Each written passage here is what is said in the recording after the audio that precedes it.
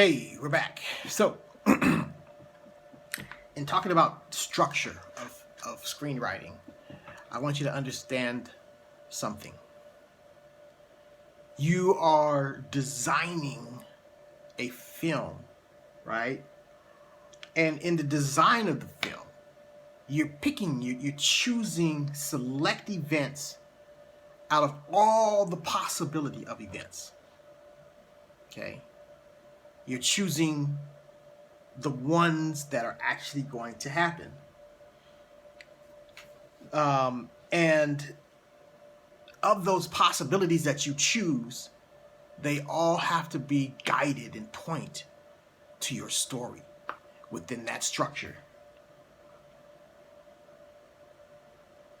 So there's the temptation to include a lot of stuff that doesn't necessarily have to be in there. But you have to keep asking yourself, does this add to the story? Okay. So back to McKee in the book Story. He writes, from the vast flux of story life, the writer must make choices. Fictional worlds are not daydreams, but sweatshops where we labor in search of material to tailor a film. So when you say I have an idea for a film, your idea hasn't been distilled down into the realm of a story yet. It hasn't been squeezed or formulated, so to speak, into a structure that looks like narrative, story. So, what is structure? Coming straight from the book. Structure is a selection of events from the character's life stories that is composed in a strategic sequence to arouse specific emotions and to express a specific view of life. Okay? It has to be about a character. And we call this main character a protagonist. Okay? Every story has to have a protagonist. And we are choosing events from the protagonist's life that illustrate structure. Okay? We are choosing specific events. Then he writes here something interesting about events. An event is caused by or affects people, thus delineating the characters. Still talking about events, all right? The events take place in setting, a location, right? It generating image, action, and dialogue. It draws energy from conflict, producing emotion in characters and audience and alike. Event choices cannot be displayed randomly or indifferently. They must be composed. And to compose in story means much the same thing as to do in music. What to include, what to exclude, what to put before and what comes after, okay? So we're choosing these specific events, and these events are happening to our main character, okay?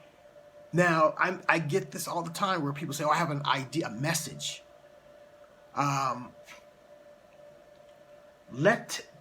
Don't focus on the message. Focus on the events.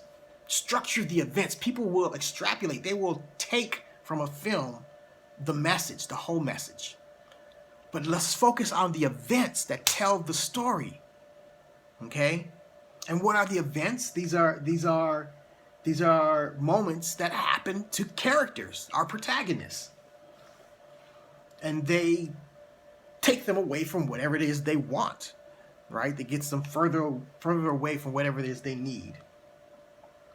Okay. He writes here, event means change. To make change meaningful, it must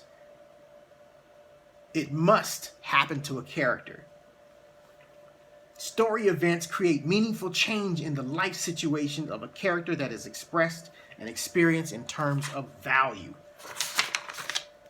Story values are the universal qualities of the human experience that may shift from positive to negative, or negative to positive, from one moment to the next. Okay, let me stop right there and go back. So we're looking for these events, and we're picking and choosing them out of the whole universe of possibilities. And what we want these events to exemplify, or we want them to show a meaningful change in the life situation of our character. We want these events to show something happening to them, something that disrupts their life. Okay? And we express this in terms of value. Well, what do you mean by value? Story value. Let me read from the book. These are the universal qualities of human experience. And we value things like life. I'm sorry, let me go back up. We value these things, these human values, and they have polarity. They have a positive and a negative, right? For example, we value life. That's the positive. What's the negative of life? Death. Okay? So that's why we have so many films where they're fighting for their lives. That's like the biggest, the most important human value, life itself. Without life, there's death. And with death, there's uncertainty. We don't know what happens. We have ideas, we have concepts, but, it's death. We want life. We value that. Okay? So, in these events, those values have to go from either positive to negative or negative to positive. Okay?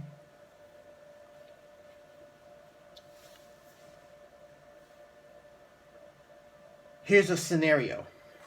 I'm reading this from the book so we can understand the impact further of events. Okay? This is straight from, this is on page 34 of Robert McKee's story. Imagine that outside your window in 1980s East Africa, a realm of drought. Now we have a value at stake: survival, life, death. We begin at the negative. This is a terrible famine. It's taking lives of thousands. If then it should rain, a monsoon that brings the earth back to green, animals to pasture, and people to survival, this rain would be deeply meaningful because it switches the value from negative to positive, from life to death. However, as powerful as this event would be, it still does not qualify as a story event because it has happened by coincidence.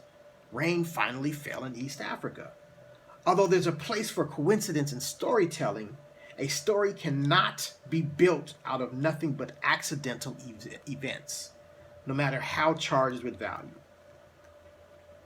A story creates meaningful change in the life situation of a character that is expressed and experienced in terms of value and achieved through conflict.